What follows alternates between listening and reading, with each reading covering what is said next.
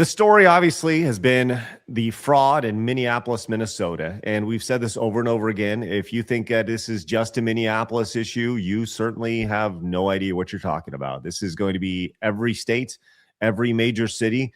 I don't care if you're left, right, Somalian, black, white, gay, straight. Chances are you're human, and humans are flawed people. Now, it just so happens in this situation, apparently, in the city of Minneapolis, of the fraud committed, 89% of it, that's the stat that I've heard, is committed by Somali people. Right? Have you all heard this stat? No, what? I have not, but it is not surprising. No, yeah, I'm not surprised, but Agreed. I'm just surprised the stats are being released. Yeah, that's apparently the statistic that I've heard, 89%. So 9 out of 10 times fraud is committed, it is committed by Somali people in Minneapolis, Minnesota. So with that said, the memes have been all over the place. We've seen the Leering Center and now the new Learning Center. Even over on, memes aplenty out there, including over on Reddit, the South Park Reddit, which looks pretty much exactly like you would expect. Like South Park, they make fun of everything, right? So you saw this posted over here. There's a screenshot of this. Right? It's so disappointing that South Park won't make an episode where Cartman's new get-rich scheme is becoming a Minnesota daycare owner by pretending he's Somali. Pretty funny. Yeah. Pretty damn funny. Not to Reddit, as it has been removed. Of course it has. As the Reddit moderators have removed it, which, this is so South Park that, what if South Park was to do this? Would the Reddit moderators remove that? I don't know. Like this story is so South Park and so Reddit at the same time, because that is such a South Park story and that absolutely should be an episode. And it's so Reddit to remove that. Mally, what's been your thoughts on this story as we've been watching this unfold over the last couple of weeks? Just all the fraud in general? Yeah, just the Minnesota, the Somali, the whole thing.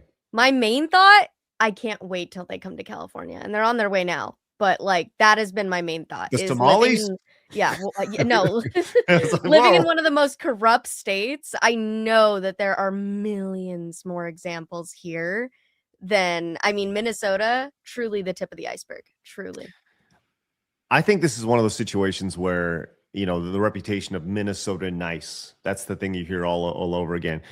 You wonder why Minnesota was initially targeted for this. Obviously, it had a lot to do with the things that were going on in the state and the policies. But also, I think they just blatantly took advantage of people's generosity and people's nice. Because they were Minnesota nice. Mm-hmm. Yep. Yeah. So, like I said, this has been a little bit more than just Minnesota. People have been looking into Ohio now. And I don't know if you saw the video of these folks. They went to a place called Jubba Daycare, which is exactly what you'd want to name your daycare center. So these people went to Jubba Daycare just apparently to go in, and this is exactly what happened. Have y'all seen this video? No. Nope. Oh, here we go. I think he's Jubba Daycare.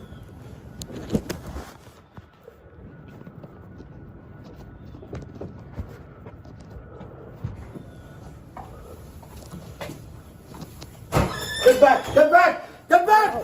Don't touch me! Whoa. Don't touch me! Get back! Don't touch me! Get Don't back! touch Get me! back! Get back! Get back! Get back! Holy shit! He just pushed me. I'm calling the police. Wait. Don't call the police. See that? Yeah. So I was timing in my head 4 seconds from the time they opened the door. They didn't even ask a question. They didn't say anything. They just immediately, she got shoved out the door. Yeah, it seems like that was just like a homeless man that just was squatting and came out to chase away the next visitor. Like, what? Right. And you could tell just by the look on her face, she's like, what the hell just happened? Yeah. But as you can see, Look at the outside. Oh my God. Jubba Daycare doesn't look like a place you'd want to be sending your kids. Just throwing it out there. I'm not quite sure what this says on the sign. No trespassing. No trespassing. Okay. Yeah. They feel the walls closing in. I feel when it comes to this. So I got to be honest. Just don't think that if you're guilty of doing things, you immediately push people out the door before they have a way to say a word. Just throwing it out there. Just a tad suspicious in the city. Yeah. So It's extremely bizarre reaction to somebody walking into a daycare of all places. Most daycares would be like, hi. They would assume you have a child with them, actually. So getting that aggressive is like completely insane. Yeah, no, getting that aggressive immediately puts off a red flag of, okay, not only is this not a daycare, but are you like making coke back there or something? Like, why were you so adverse to even a person approaching the place? Like you said, they didn't even get to say anything. So what is he doing? you look at this guy's face, and I got to be honest, he looks like he's lived a tough life. I know it's vertical here, but not exactly look my all thoughts there. of a daycare person. Yeah, I wouldn't want to leave my kids with him. He looks like he's about to smoke about a pack of Marlboros and then do a line of Coke. Yeah. So, yeah. All right. Well, there's more. I'll tell you what. Y'all seen the movie Idiocracy? Yes. Okay. There are times where I think like, okay, we're pretty close, right? We're pretty close. And Well, they've said it's like a documentary at this point. Yeah. Right. Yeah. I didn't know that Dr. Oz was the CMS administrator. Did you guys know that he had a government role? Dr. Oz, the guy from TV. Oh, No clue. I had no idea, but apparently he is there. And he is now submitted. He's announcing full audits and deferral of Medicaid payments to Minnesota in this situation. We're not going to watch the video. He says, I just notified Governor Walz will begin auditing Medicaid receipts and defer payments of claims of fraud, waste, and abuse, which, hey, we saw a little bit of fuck around, find out yesterday with things actually happening. This is when there's smoke, there's fire, and I got to be honest. I think this is a good thing. I think there should be an entire audit of not just Minnesota, but like I said, every single state's use of these programs, because that ultimately, look, I heard this today, and this really resonated with me. I never heard it put this way. You're essentially working 3 months every year for free to pay your taxes. Like, think about that. If a third of your money goes back to the United States, 3 months out of the year, 3 to 4 months out of the year, you're working for free just to pay the government. That's fucked up. Yeah. So I think I do want to have a pretty good idea of where my 3 to 4 months is going every year, the money there associated with it. And it's honestly it put things in perspective for me, for sure. So, but the fraud goes deeper here. This is part of the audits here. This was fairly shocking to see. New audits reveal that the Minnesota Department of Health employees have been fabricating documents to cover their mismanagement of taxpayer funds. This is actually from the traditional news up in Minnesota, the local news. Let's take a look at what they had to say. According to the nonpartisan legislative auditor, this is another case of mismanagement of taxpayer money. But perhaps the most explosive revelation is that managers within DHS, the Department of Human Services, tried to cover their tracks by backdating and creating new documents. But I do want to talk about what a serious issue this is and how it is, frankly, unacceptable. Another sobering report by the Office of the Legislative Auditor, this one concerning the Behavioral Health Administration within the Department of Human Services, which issues grants to providers treating mental health and drug and alcohol addiction, hundreds of millions of dollars each year. The audit found them issuing grants to applicants without a bidding process. So what we saw is that there was multiple entities that could have been eligible, and they chose not to provide a justification for why they were picking those. This report is quite stunning. One outrageous example, the auditors found a grantee that was paid $672,000 for 1 month of work without any info on what they do. And the audit says the grant manager who paid it then left DHS a couple days later and became a paid consultant for that company. To me, that's criminal. Auditor Judy Randles. You think? Yeah, that's an Understatement of the understatement. year. Yeah. To me, that's criminal. The idea of giving somebody $680,000 with no job description for a month's work. It's pretty damn good living right there. You know, like, once again, part of me wants to be like, no shade, dude. These guys have found a way into loopholes in the system. Like, someone's going to hand out you $680,000 for nothing. My God, good for you. And then the other part of me just wants to start punching the walls. You know, it's crazy to see. So the fraud runs deep. Once again, I don't think this stops in Minnesota. But speaking of Minnesota, Tim Walz has the crosshairs on him based off of the amount of fraud that's happened with all this. It's the governor of Minnesota, not to be reelected, as he announced that he is dropping out of the race for next time. His Did daughter. I hear right that he went back on that? I have not seen that. Okay, I know I'll that check. he said that he's not going to resign. He refuses maybe to that's it. resign. Yes. Maybe that's it.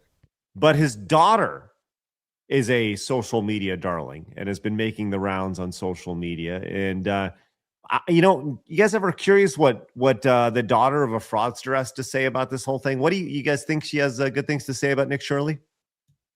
No, definitely not. Also, I No. thought she was a private citizen that wanted to be left alone, right? Yeah. Well, now she's public and she wants to let you know about this. People engage with that. It feels more trustworthy than the news to a lot of people. It does, and I can't quite I have my own problems with like the media and like all of that. Sure. And that's, I said in a video this morning, like now I can kind of be let loose and like I definitely want to have some of those conversations going forward. Yeah. But I definitely think people see somebody and they're like, oh, this person's, I see myself in them. And so I'm going to believe them. And that is what people definitely see in me. I think then that's like an ethical thing on his end. Like, you can't just go and do this to people. I don't know. Yeah. But In community. You can't just go and do this to people, guys. You can't disregard all the communities that the fraud is happening to, but you can't just go and do this to people. What exactly did he do besides knock on people's doors and like try to ask questions? Yeah, he showed up. Yeah. He I showed actually up. feel bad for this chick because she just looks like her dad, and that's so unfortunate. Oh, no. I'm just saying, bro. Like, rough. Rough genes It's a to hard, inherit. rough life. Yeah. Let's go continue to see how much she's going to blame everybody else but her dad. Go and do this to people. I don't know. Yeah, but In communities. But I watch it. I haven't watched the whole video like you. I've watched a lot of clips on there because he's posting a lot of them. But the style of it, I watch it. I'm like, oh no, like this is my style. This is what I do. Yeah. And like here I am, like feeling like what I'm doing is a good thing, but then it can be used. Yeah. So easily. Yeah, to do and there's really no like terrible checks harm. and balances on Yeah. content, or not many, Yep. and just social media in general. You know what we She's need? making such generalized statements. She's saying literally nothing. You know what we need more of? Censorship with content online. That's exactly what she was saying. We need more Yeah. censorship. So that was pretty retarded of her. Yes. It's honestly amazing to see that. Okay, and I'm not going to point out, like Dev has been on our show before, but he said he watched the 42-minute video of Nick Shirley, and he just doesn't see how anybody could see that that's criminal. And I'm like, are you fucking blind? Like, it's literally pointed right there for you. And I wanted to respond like, are you retarded? Like, I just don't understand how somebody can watch a 42-minute video. And look, like I said, Dev doesn't, we don't see ideologically the same way. That's fine. I don't have any problems with him, but like, I just don't understand how anybody can look at that and be like, yo, dude, like how can you, it's literally played out right in front of you in real time, recorded in video. That's why it's resonated so much with people. And they're like, oh, there's no fraud here. It's like, how is there not fraud?